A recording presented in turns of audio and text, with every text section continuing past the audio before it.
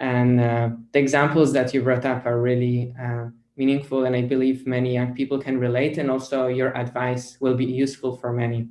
So now I would like to move to our second dialogue on engaging vulnerable communities in climate action. And our first speaker will be Jordan Burnoff, who's a member of the Black Lake First Nation in Treaty 8 in Canada. She is leading her community's energy efficiency project as part of Indigenous Clean Energy's national initiative to address the housing and energy needs of First Nations, Métis, and Inuit communities in Canada. Jordan is a member of Indigenous Clean Energy's Advisory Council and a co-chair of the 2021 7 Jan Indigenous Youth Energy Summit. And together with Jordan, we have Amjad Abdullah, who's the head of partnership at IRENA, the International Renewable Energy Agency. Previously to this appointment, he served in climate, renewable energy, and environment portfolios at the government of Maldives and international organizations, including as the Director General for Climate Change at the Ministry of Environment of the Maldives. So now, over to you, Jordan. Good morning. Tanse, Jordan Burnoff, Nisihkasen, Sagatuachotse. My name is Jordan Burnoff. I am from Black Lake First Nation. I'm a member of Black Lake First Nation in Northern Saskatchewan, and I grew up in the small community of Isle Cross, also in Northern Saskatchewan in Canada. I'm so excited to join you guys today. I think, especially the topic that we'll be speaking on today. So a little bit about my background, just to further that, through the Indigenous Clean Energy Bringing It Home program, and I guess how it applies to our discussion today on COVID-19 and the health impacts as it relates to energy. An interesting thing that I've been thinking about recently is how, you know, the health of our homes and communities, and how a lot of the gaps that have existed for a very long time in communities, how that's really coming to light now through this pandemic as we move forward, and especially in Canada as we're moving into a chilly winter here. So I guess my background in that area is our community was chosen as one of 6 communities in Canada to lead a Bringing It Home initiative through Indigenous Clean Energy. And so what we're doing is a community-wide energy efficiency project, which is quickly snowballing, and you know, we have a lot of regional interest in also developing that for other communities, because I think there's such a huge need. And if you know the climate, I guess, in Saskatchewan, and by climate, I mean the energy ecosystem that we exist in here, there's not a lot of opportunity for renewable energy projects. We're very limited in what we can do. So I think energy efficiency, it's just a natural transition and natural progression in that adventure. So yeah, there's quickly becoming a lot of interest in this, and as we are moving forward toward winter, this is becoming increasingly of more interest to people. And not only is it a matter of money, because we see ridiculous energy bills that our communities are facing, but also it's a matter of health and well-being, right? Families are choosing between energy and paying their power bills or feeding their families. So it's a very real issue, and something that it's often, it falls on deaf ears in Saskatchewan here, where half of our province is, the northern piece of our province is predominantly Indigenous, and this, I think, is a greater impact area. So to me personally, you know, that's kind of where some of my passion and my drive comes from, is to help support the communities that you know, often go unheard, and where programs like energy efficiency and housing. This is one of the biggest crises or biggest gaps in our country, really. And I think a lot of other Indigenous communities around the world can also identify with that as an issue. So I guess I will move on to my question for our lovely guest here. So globally, how are we ensuring approaches and solutions for Indigenous communities are a part of the collective transition to clean energy? So we have programs like I said, the Bringing It Home initiative, ICE's Catalyst 2020 program. That's a program I was also involved in, the Indigenous Clean Energies Catalyst program. It's an energy leadership program. And also a lot of the programs through Student Energy that support Indigenous youth, Indigenous communities, and vulnerable communities. So how are we ensuring approaches and solutions are part of the collective transition to clean energy? And how are we including Indigenous voices in the design phase of new approaches? That includes policies and funds that support clean energy, entrepreneurship, research, and development. Yeah, that is my opening question for you.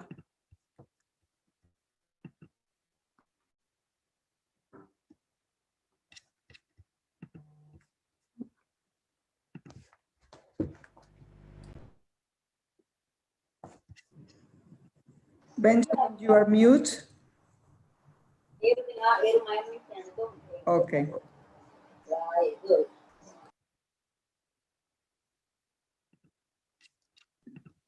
Yeah. Amjad, you're muted now. We can't hear you. Oh, no. Can you hear me now? Yes.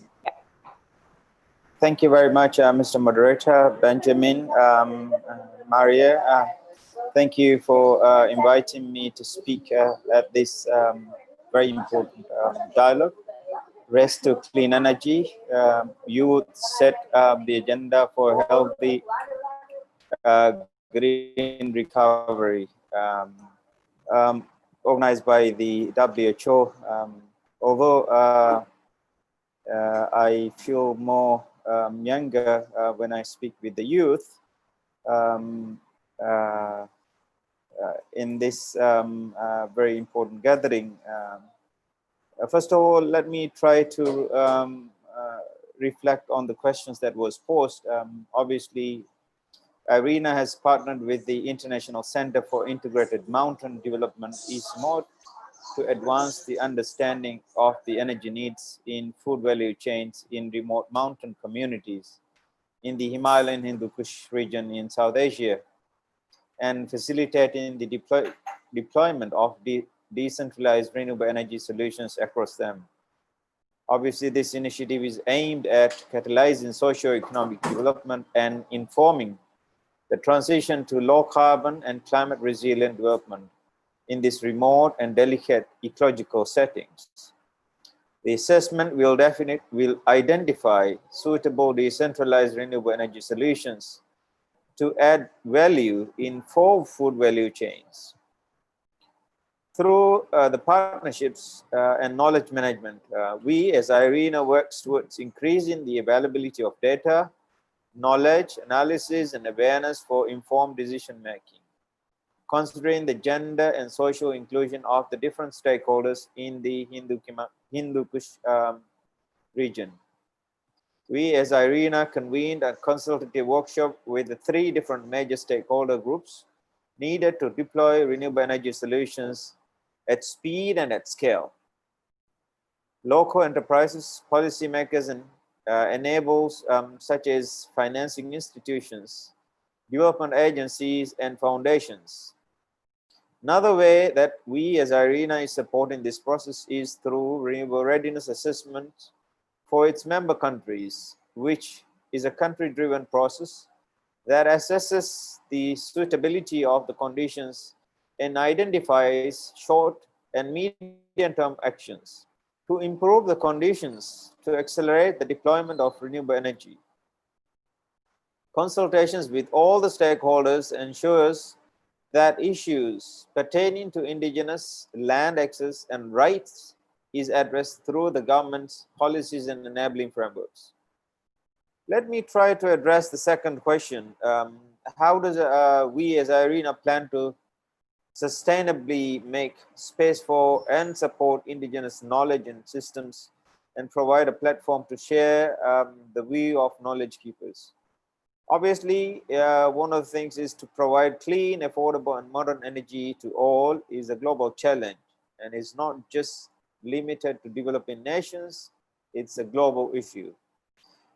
Some of our member states have expressed interest to cooperate with IRENA on highlighting renewable energy solutions for remote and indigenous communities, many of which are very difficult to access through traditional power infrastructure, as you may recall. The agency aims to promote multi-stakeholder dialogue amongst its members facing similar challenges for transitioning remote communities to renewable energy, support to the deployment of targeted knowledge products, and provide project facilitation support. IRENA is also committed to assisting our member countries in project facilitation and access to finance and entrepreneurship and innovation. Indigenous communities can benefit from IRENA's network hub and partnership initiatives to develop suitable indigenous knowledge systems and share best practices, lessons learned, and utilization of indigenous knowledge to replicate and scale up renewable energy and energy efficiency projects in developing countries. Let me turn it to the last point, the last question. With the world today having an unprecedented 79.5 million displaced persons and refugees, we as IRENA has also worked in renewable energy in the context of humanitarian settings. These communities are particularly vulnerable, as an overwhelming majority of them are forced to live without basic access to energy, risk being left behind of host country energy plants. The agency cooperated with UNHCR and assessed the energy needs for 4 refugee camps in Iraq and Ethiopia. The assessment proposed renewable energy solutions to provide clean, cost-effective, and reliable energy to refugees and humanitarian organizations. Electrification programs are being implemented in countries lacking access to energy, and it is essential for both development partners and government institutions to collaborate on health center electrification in the development and implementation of rural electrification plans, strategies, and programs. Providing electricity to health centers must be part of the electrification efforts and deliverables from the very beginning. Cooperation is essential, not just in priority the electrification of healthcare, but also for sharing knowledge and research breakthroughs. Space for knowledge partnerships would allow academics and research institutions to carry out target research and collect data and develop knowledge products, presenting analysis of the effectiveness of electrification initiatives and health-related impacts of such initiatives for the recipient communities. In the context of collaboration between energy and health communities and between governments and international organizations, we as IRENA's ongoing work in Burkina Faso, our agency is undertaking a sectoral assessment for the electrification of health facilities in the country.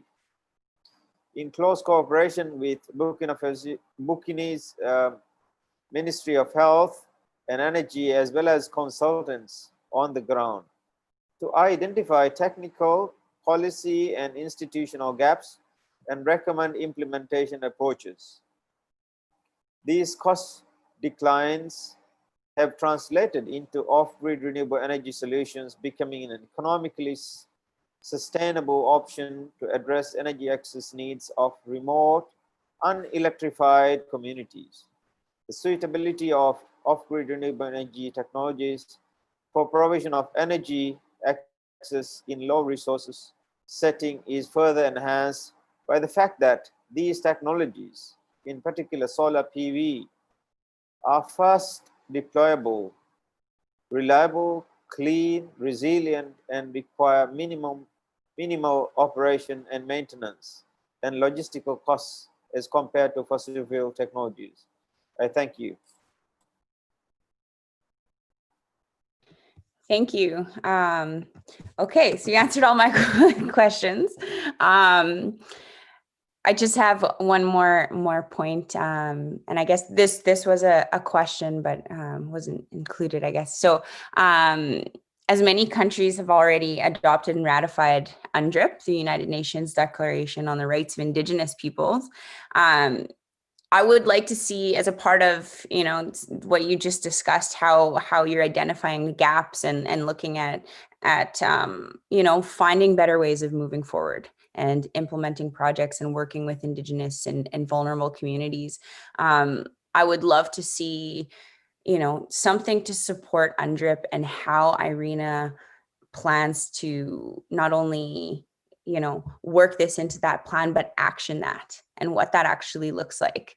I think, you know, providing a platform for Indigenous voices working to change policy and legislation, you know, that helps to better support the just transition for sustainable development, energy access and energy security in a low carbon economy. So, you know, I think in a really big way, we need to start thinking about, you know, what is UNDRIP? Where does that fit? That is a global conversation, and for organizations at the level of IRENA and everything that, you know, trickles down, like this is a big topic that we need to really discuss and include in our work in a big way. So yeah, I would love to see how IRENA plans to do that moving forward. But thank you for your time and your questions. And yeah, I'm looking forward to hearing more and continuing the discussion. Thank you. Thank you so much, Jordan, and thank you so much, Amjad. Yeah, we definitely are looking forward to seeing how grassroots communities and Indigenous communities in particular are being involved in climate transition. But that's part of a bigger theme of the role of young people in advancing the energy transition. And that's the topic of our third dialogue. The first speaker will be Asma Rouabia, who's a trainer in entrepreneurship, community solutions, social innovation, and leadership. She works as program manager at Code of Governance, which builds the capacity of decision makers in the field of sustainable development. And she was selected for the first IRENA Youth Forum. Currently, she serves as the regional focal point for MENA region of the SDG 70th constituency. And Asma will be in dialogue with Alex Lenferna, who's the secretary of the Climate Justice Coalition, a coalition of South African trade unions, civil society, and grassroots organizations which advance climate action. So now I'm happy to hand over to Asma for her remarks and questions. Thank you so much, Benji, for the introduction. Thank you, everyone, for this opportunity. Well, I will start quickly by giving a personal experience. So I have been active in advocating for the Sustainable Development Agenda and the SDGs, and especially for sustainable energy. And then while participating in the IRENA Youth Forum, I felt heard, and I felt that I really have a role, and I felt that I'm able to make a change, and I'm able to have a spot on the table for renewable energy and for advocating for sustainable development. So if we all know that youth worldwide as a key asset, and I don't want that we see youth as one of the beneficiaries of the energy transition or sustainable development. We need to see youth as a key player, because indeed youth is a key player in this transition, not because I'm a young person, but based on facts and based on what we are seeing. So if we see, for example, Africa as the youngest continent in the world with 60% young population below 26 years, also Africa has the lowest access to energy, especially the sub-Saharan region. So if we invest in this young population, I believe Africa would drive its energy transition and will raise the electrification rate and the clean ways for cooking and other benefits that can drive other sectors like education and industry. So in different countries around the world, youth really play a key role as an asset for advancing the sustainable energy transition, because they are active and employed with intergovernmental organizations like IRENA. They are participating and volunteering with non-profit organizations. They are active in the public sector, and they are also self-employed, whether in the urban or rural areas. So in developing countries, youth, especially in rural communities, they play a crucial role in developing renewable energy, because as we know, rural places, they have a great potential in developing renewable energy solutions, as they are abundant with renewable energy sources.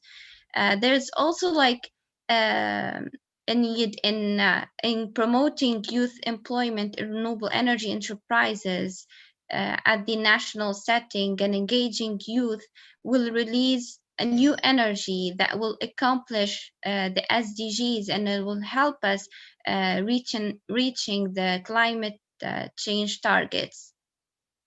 Another thing is that youth, they have innovation, they have energy, and we need to know how we're gonna direct this energy the best way possible. So, for example, the different ways that youth are engaging in energy, they are developing mini grids in rural areas. They are conducting training programs for other youth to enhance their capabilities. They are making energy monitoring solutions that solve issues for big industries, not just small businesses.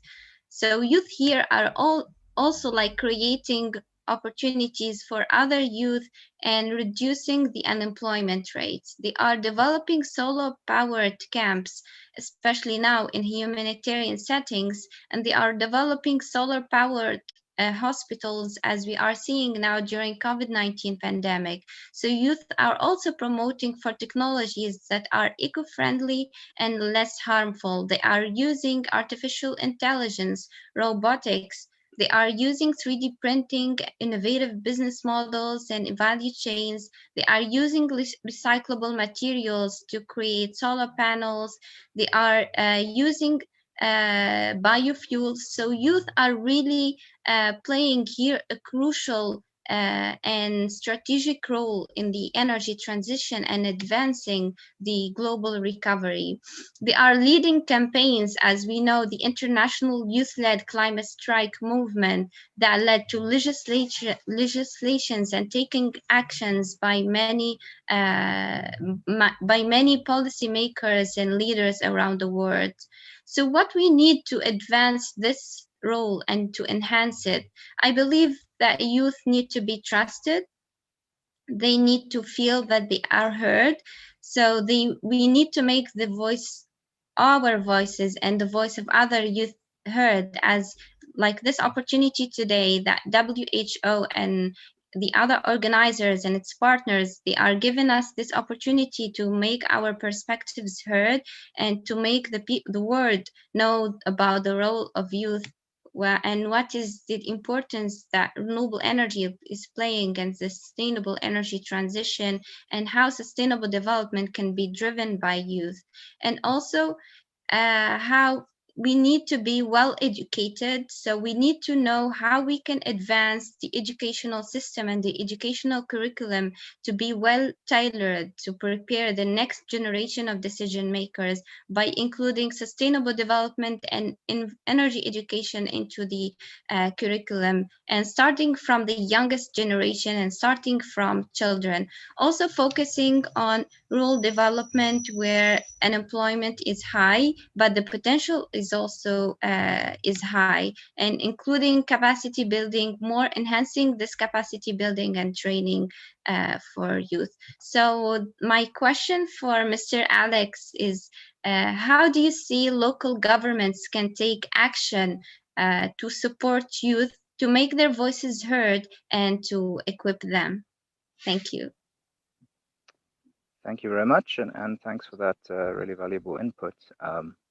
I think there's a lot of work that local governments need to do to ensure that youth really have a meaningful role to play in helping inform policy and helping inform energy futures. I think there's a problematic tendency to bring youth into spaces and for them to be somewhat tokenistically placed there, so that they don't have a meaningful say over what the actual discussion at the table is, and that actually more powerful players typically have a much larger say. And so I think that speaks to a lot about who has power around the table that youth are being asked to sit with. Often fossil fuel corporations, often governments that represent fossil fuel interests are much more powerful in those spaces. And so young people are brought in to maybe, youth wash those sorts of discussions. And I think the governments need to think very carefully. I mean, and I think young people also need to think carefully about which tables they're willing to sit at and whether they're legitimizing spaces that are actually deeply problematic and often quite corrupted by the very interests that are holding back the needed change. And I think those government decision makers also need to ask themselves whether they're willing to make the changes that young people are calling for. There's been very clear demands by young people across the world for very ambitious action. The name of this dialogue is Race to Zero. It's not take a detour and then finally get to zero eventually. It really is a race, and that race, the speed of it, will determine the quality of our lives for generations to come. And so we need to be sure that we have decision makers that really listen to the voice of youth who are pushing for really ambitious action, because we know we're in the midst of a deep crisis and we need to be moving much, much faster. And we seem to be already losing a lot of this COVID recovery opportunity by investing more in fossil fuels, investing more in pollution rather than going in the right direction. So yeah, I think if youth want to get more involved, there's a question about reshaping that table. And I think there's also a question of the fact that there are lots of young people who want to be involved in energy. Here on the African continent, we have, as you said, the youngest population. We have deep unemployment, particularly here in South Africa. And sort of tokenistic small government interventions that maybe create a few jobs here and there are woefully inadequate to the task. So we need major government interventions, massive jobs and trainings programs so that young people can get involved. There's a lot of work that we urgently need to do to transform our energy systems. And here in South Africa, we have the 1 Million Climate Jobs program, which trade unions, which young people, which civil society organizations have been calling for that transformative action. But the response that we've gotten from our government is to entrench us deeper, unfortunately, in the wrong direction often. And so I think there's a lot of demands that are out there and programs that could be implemented but aren't being implemented. I'll leave it there. Thanks. Thank you so much, Mr. Alex. Yeah, indeed, I agree with what you said. Yeah, thank you so much, Alex, and thank you so much, Asma, for your interesting remarks and suggestions on the next steps that we need to take to ensure youth engagement in clean energy transition and to get the commitment from the governments that we need. And so now for the next segment of our event, we will be moving on to Q&A with the youth speakers that are with us today. So I would like to invite again Asma, Jordan, and Purva to join me in our virtual stage. And I would like to start with a question that we received from Nubani about how we can mainstream renewable energy into local into local projects in the rural areas, because I believe all three of you have given remarks that relate to the local scope. And so I would like to ask for your insights on that. Maybe we can start with Jordan. Jordan, you're muted. Thank you. This is a great question. I think where I'm at right now in Saskatchewan, our utility doesn't really allow for renewable projects to be happening, not grid tied anyways. So I think one of the solutions that we've found is energy efficiency and retrofitting homes, and that kind of, you're really addressing a number of needs. It's not only the matter of energy, but it's also health, social development, and a whole like community-wide pulling together of people, of resources, and it becomes something bigger, right? Then people, really start to understand why energy is so important, right? It impacts everything in our communities. So where we're at is energy efficiency, housing programs. And I think, this is a natural progression in terms of working on a renewable project, if it's wind, solar, whatever it might be. So it's all a part of the process. And I guess what kind of funding you have available and what utilities allow for, because we're kind of bound by some of those things, and the politics and the priorities that are given to industry and other things kind of get in the way of that. So we're working with what we have, and that's how we've decided to address it. Thank you. Thank you so much, Jordan. And definitely these are all important steps, and great to see that this work is already being done. And so, Asma, what are your thoughts about mainstreaming renewable energy in local communities? I believe first we need to understand the local context, understand the issue, the opportunity, or the problem that we are addressing.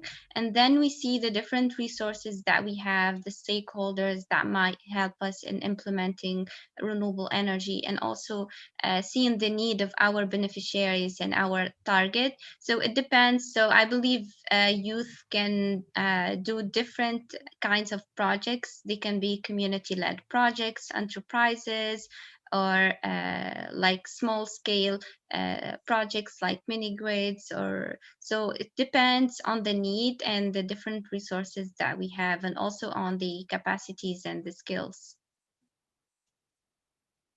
Thank you, Asma. And definitely the role of entrepreneurship is crucial, and both engagement in private and public sector of young people. So now, Purva, my question to you, based on what we were asked by Nubani, is about the transfer of knowledge from the good practices that you've seen in India in inspiring healthcare with clean energy. What are the ideas or solutions that you think could be transferred to other parts of the world?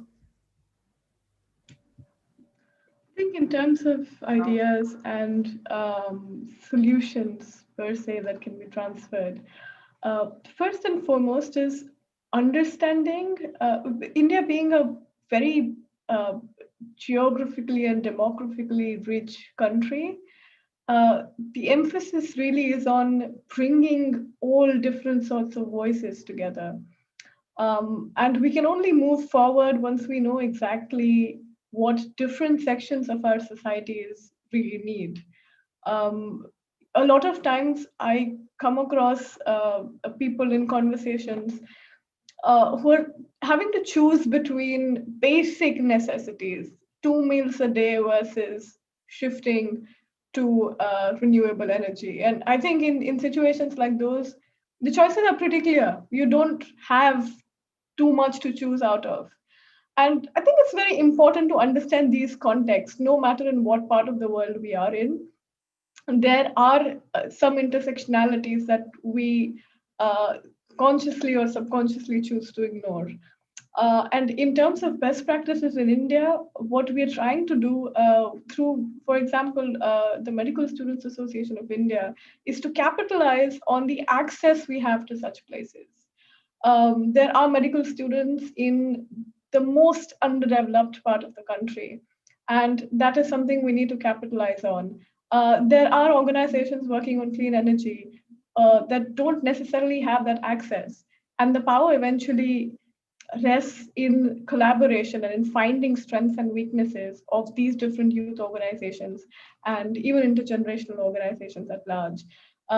So I know I've tried to say a lot in very little time, but if I had to summarize, we can only bring in these solutions and best practices through true collaboration, recognizing that sometimes things may look very independent, the thematics may look independent, like health and energy, but they're truly very deeply interconnected, and interconnected problems cannot be solved by independent solutions. The solutions have to be as integrated and intersectional as the problems itself.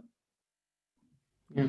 Thank you, Purva, for highlighting the badly needed intersectional and systemic solutions to our current problems. And definitely they need to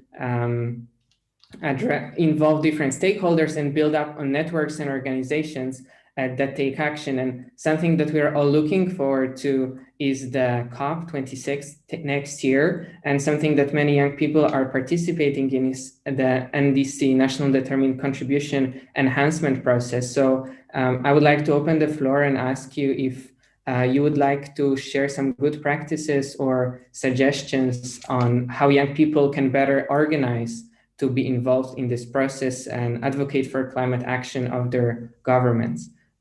We can go with whoever would like to speak out.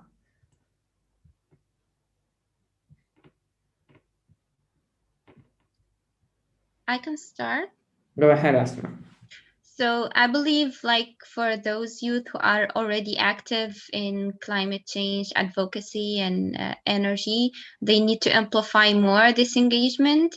And though for those who are not yet active, they have all ways to start being active, whether they can volunteer, they can join different organizations, they can join the SDG 7 Youth Constituency. So they have all ways of engagement, and they have all ways of support, like IRENA and C4All and different organizations. And they need to start participating in the energy sphere by attending webinars, reading important articles and papers to get the knowledge about this field. So I believe it is important that we raise more awareness about how crucial climate change is and how important we need to go for sustainable energy.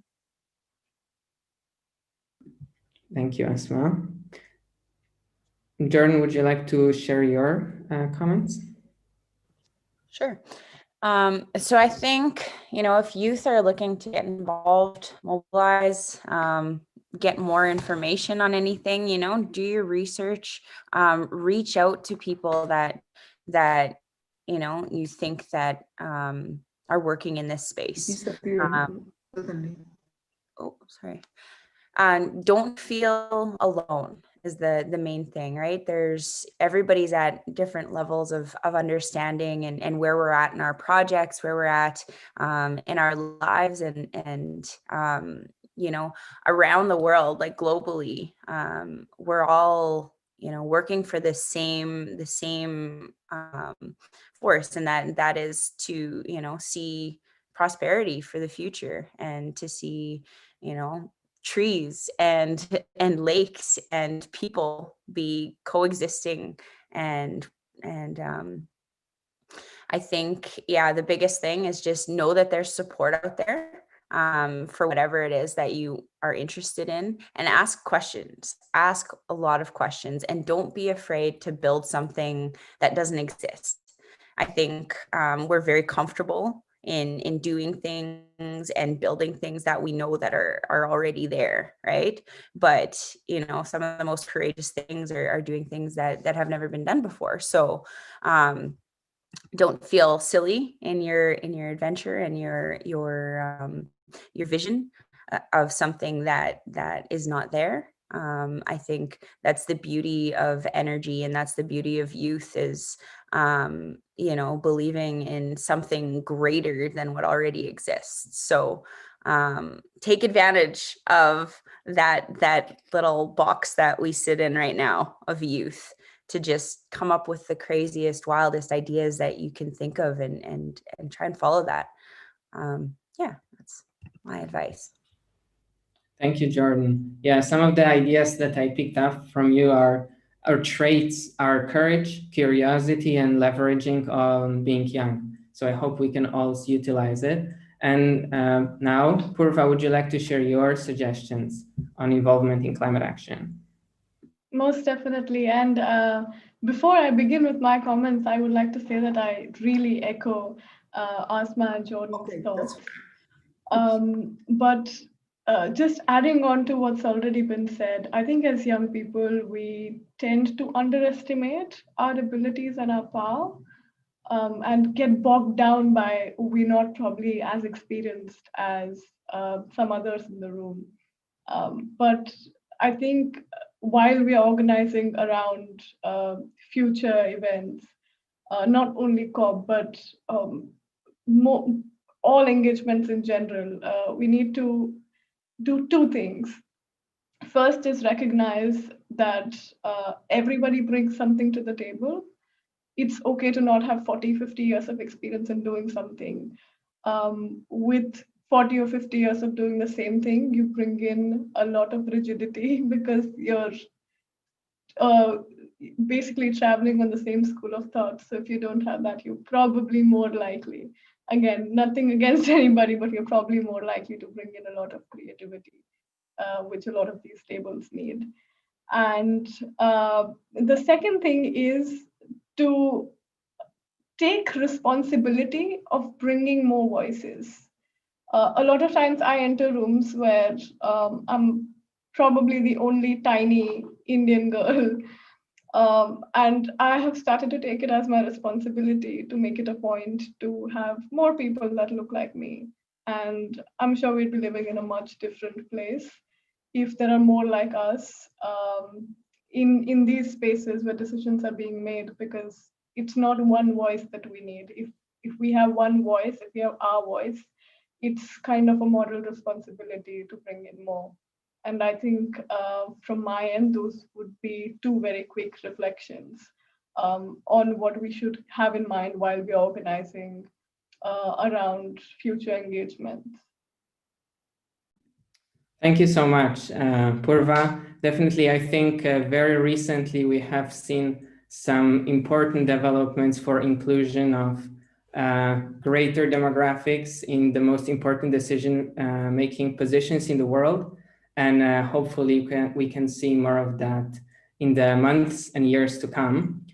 So now I would like to wrap up the Q&A. But it was really great hearing all of your remarks, and we know that we are all great. All of you are great practitioners, so I hope that our participants will take it away with them and apply it in their action. Also, very brief note of happy birthday to Asma. I believe it's a great way to celebrate her birthday, and yeah, all the best for you. So the Race to Zero dialogues are meant to be here, not only to speak, but also to act. And we've seen some fantastic initiatives in the energy space emerging, led by youth. So today we'll take the time to introduce two of those initiatives. And firstly, I would like to invite Helen Watts, Director of Partnership and founder of the Global Youth Energy Outlook, that she will present to us. So Helen, over to you. Perfect, thank you, Benjamin. And very happy to be here today. Great discussion so far this morning. So really delighted to be here and speak a little bit to what we're feeling very confident will be a very exciting initiative for all of you who are here today for this discussion. So Student Energy, we're a global youth-led organization. We have a network of about 50,000 young people around the world in over 6 continents. And so we've been building our movement now for over 11 years, which means we've really seen kind of the speed and scale at which young people are ready to mobilize around climate and energy action.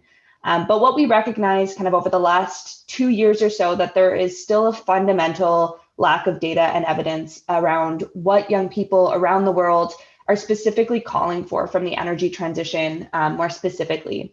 And so we set out on a bit of a mission to design a research process that would be youth-led and really serve to identify those specific actions that young people are calling for, which will ultimately create really enabling pathways for different sectors, governments, leaders to work tangibly with young people on making those actions a reality. So the Global Youth Energy Outlook will be the first youth-led global data set of youth perspectives on the energy transition, including their priorities for policy drivers and levers, financial flows and investment, socioeconomic transformations, and technology R&D. So not just looking at, what technologies do we maybe see happening now that are ready to be scaled and deployed, what technologies haven't emerged yet, but really looking at that more holistic, integrated approach to the energy transition. There's a lot that young people want to achieve in tandem with decarbonizing our energy system and ensuring energy access, things like greater social equity, and of course, greater health, quality of health, biodiversity. So all of those factors will feed into this report to be a really comprehensive roadmap of what young people want to see. Another important piece to just mention is that the Outlook is not being led by myself. It is being led by 12 really capable and inspiring young people in 10 regions around the world. So those 12 young people were selected through a rigorous process and are now leading the research process in their regions and globally. The research process is happening in two main phases. The methodological approach for the first phase is survey-based opinion data. And the second phase, which is happening currently, is interactive dialogues across different regions around the world. So finally, the most important part is when will this come out? So the Outlook is currently underway. The research process is happening as we speak. And the Outlook data will continue to be kind of aggregated and then analyzed over the next 6 months or so, and we will begin to release findings throughout 2021, with its final launch of the full report at COP26 in Glasgow. So we're really seeing that as a huge opportunity to bring this really focused youth vision for the energy transition to the space at COP26 and be able to facilitate those pathways for young people to work collaboratively with different organizations and sectors and governments who attend COP. So really looking forward to sharing more on this project with all of you, and please do kind of stay engaged with Student Energy on this work, as we'll be really excited to have you all involved. So thank you so much. Thank you so much, Helen, and congrats to you and all your team for your amazing work. And we hope that many of the participants will get in touch and will join the Outlook process. And so now on to present the second initiative of today. It will be Sajid Vijaysurya, who's the founder of Science Policy Circle, the organization that is the global focal point of SDG 7 Youth Constituency and has been extensively involved in the climate and energy space in the last few years. So Sajid, over to you. Thank you, Benjamin, for the introduction, and brilliant work, Helen, on your project as well. So I'm here to introduce the Youth Sustainable Energy Hub, which is a flagship project led by the SDG 7 Youth Constituency and the United Nations Major Group for Children and Youth. So the United Nations Major Group for Children and Youth is the formal engagement and avenue for young people in the UN processes. So therefore involved in many thematic areas of work of the United Nations.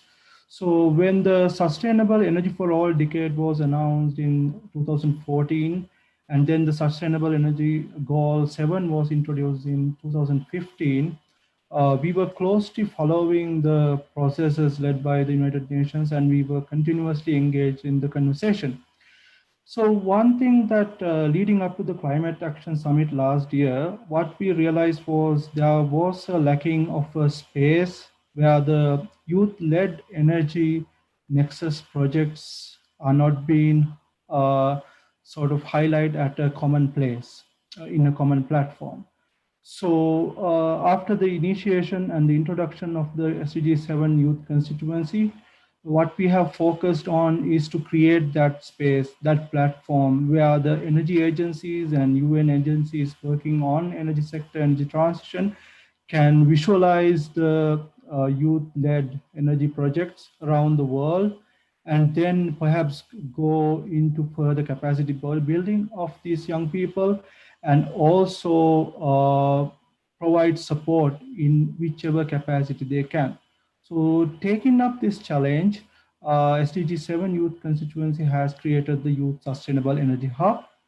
And so it is a flagship project by the constituency, and involves many partners, including Sustainable Energy for All, UNIDO, SDSN Youth, UNICEF, and IEEE Power and Energy Society, and the Climate Tracker. So this is a coming together of many entities to create a youth platform to showcase the projects.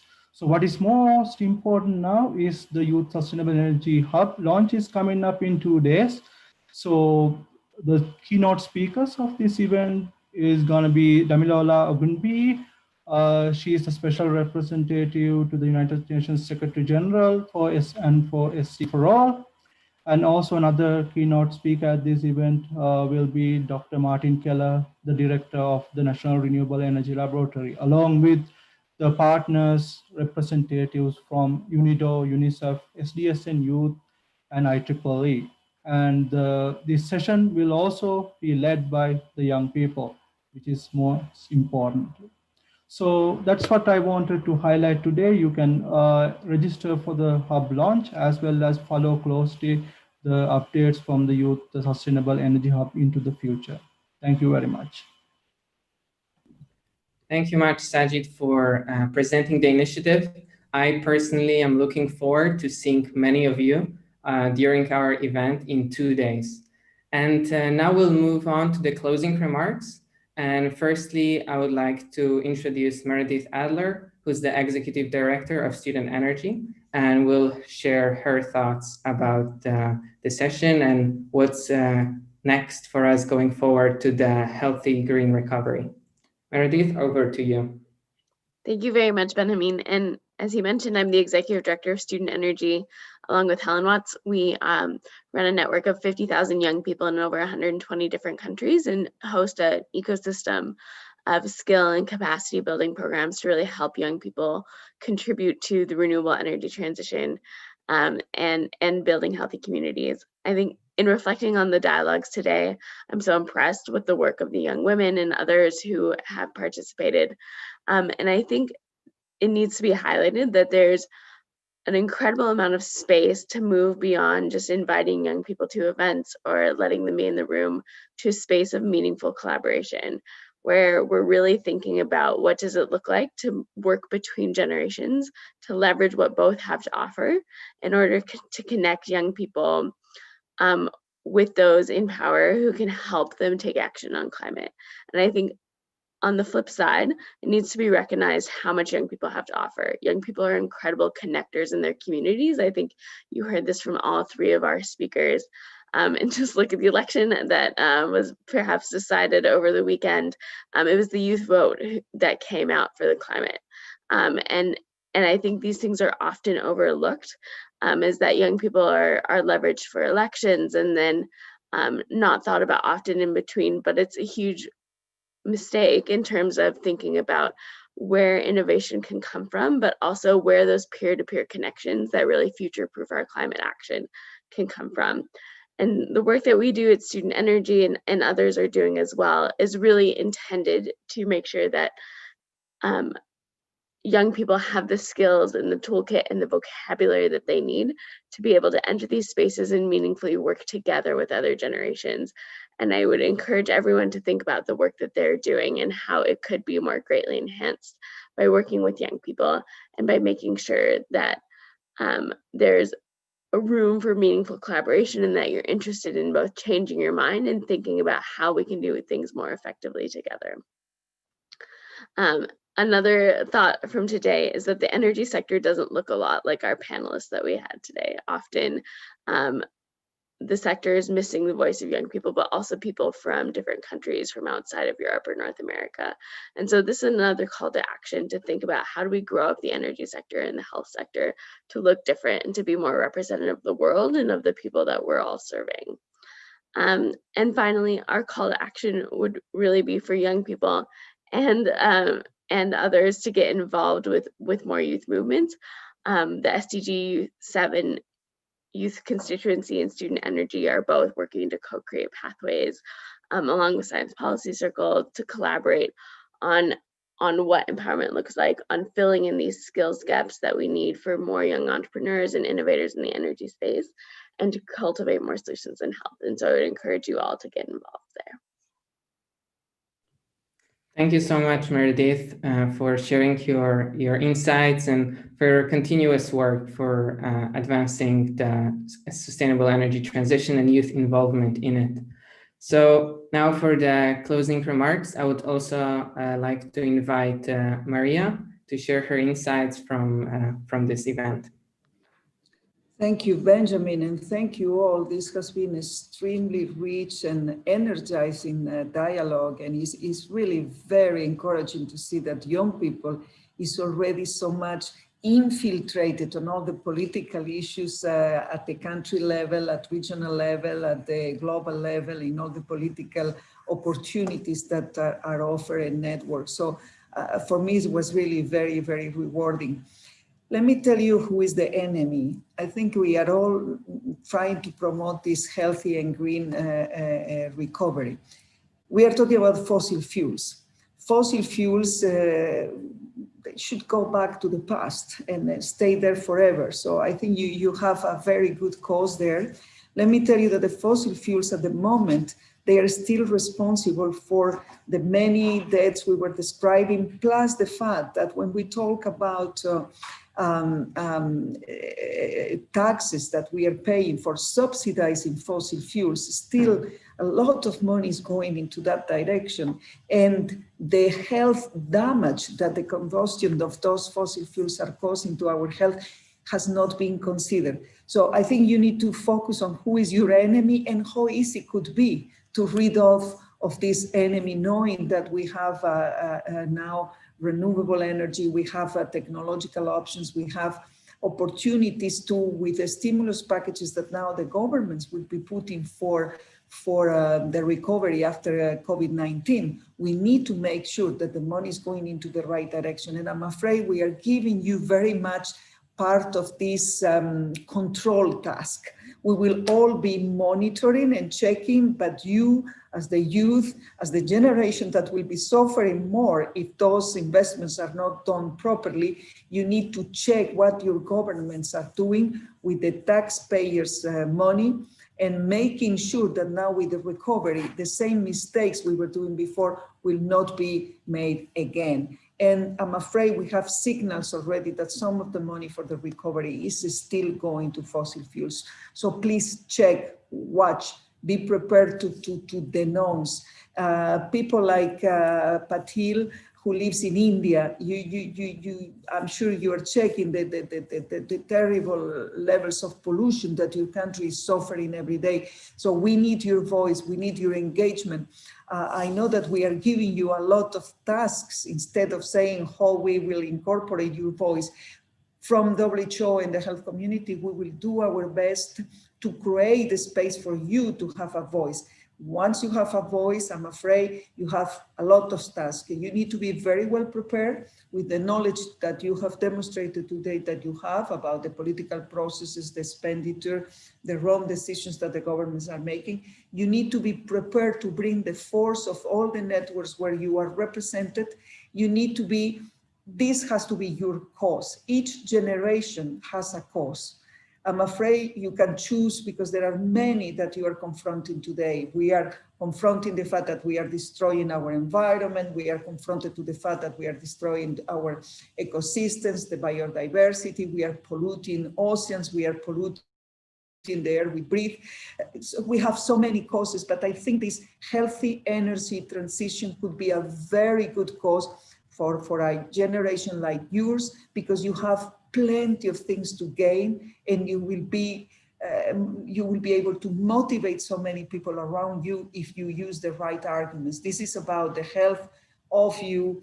This is about avoiding the fact that now the price of all of these polluted fuels that we are using is paid by our lungs and our brains. You know, that we are even losing our intelligence because we are exposed to these high levels of air pollution. So I want you to be ready to denounce. I want to be ready to propose the wonderful ideas that you have been proposing today. You need to be ready to be stubborn as well, and you need to be ready to motivate many other people, because well, we all know that we need you, and we will be there, of course, to join forces with you, but this is the generation that has to create and provoke this very much needed transformation. So I'm already transformed by your energy. I hope you will maintain that energy to transform the world. Thank you very much. Thank you so much, Maria, for this incredibly empowering and inspiring speech. We've been hearing a lot about WHO in the last few months because of your incredibly important role in fighting the COVID-19 pandemic, and we are very grateful for that. But also, this is a good reminder how closely health and energy and climate issues are related. And we're really looking forward to, as young people, engaging also with WHO on this topic. And I hope that your words will propel everyone to greater action on clean energy transition and climate action, and in particular, zero carbon recovery, which is so important as many governments, as you mentioned, are now passing their recovery packages. So this way we have arrived to the end of our session, and we would like to thank everyone for joining us. There's been over 100 of you staying with us for the last 90 minutes, and with many more probably joining us on the streaming platform. So as a closing remark, we would like to invite you to other Race to Zero events, including the Race to Zero Coalition from COVID-19 to COP26 session hosted by C40 Cities, which is going to take place at 4 p.m. GMT, where we will see again Dr. Maria Neira giving her keynote remarks, and then dialogue organized by WHO and partners about Race to Zero Carbon Road Transport, starting at 6 p.m. GMT. So also don't forget about joining us on social media. And now to close, I would like to again thank all of the participants, all of the panelists who joined us today to share their remarks, but also thanks to the incredible team who've been working on putting this event together, especially to Alexandra, Tess, Jennifer, Arthur, who've been really doing a lot to bring this event to life. And we are very grateful to all the team for pushing this agenda, and especially for including youth so prominently in this event. So thank you so much, and have a nice day, night, wherever you are. Thank you.